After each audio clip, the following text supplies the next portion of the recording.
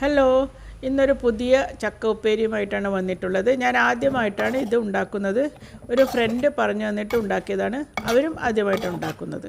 അപ്പോൾ ഇതിലേക്ക് മുറിച്ചിട്ട ചക്കയിൽ ഉപ്പും കുരുമുളകും മഞ്ഞളും ഇട്ട് വേവിക്കുക.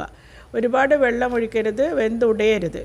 ചക്ക വെന്തു കഴിഞ്ഞാൽ അതിലേക്ക് ചിരവിയ തേങ്ങയും 4-5 വെളുത്തുള്ളിയും കറിവേപ്പിലയും കുരുമുളകിൻ്റെ എരിവ് മാത്രമേ ഇതിനുണ്ടാവൂ. അതുകൊണ്ട് എരിവിന് ആവശ്യമായ ഒരു കുരുമുളക് ധാരാളം ചേർക്കണം.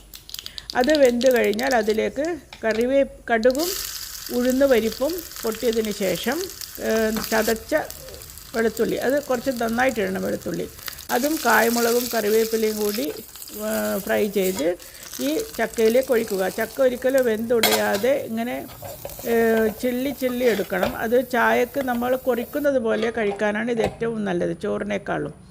ഇത് എനിക്ക് വളരെ ഇഷ്ടപ്പെട്ടു. നിങ്ങൾക്കും ഇഷ്ടപ്പെട്ടെങ്കിൽ ഉണ്ടാക്കി നോക്കുക.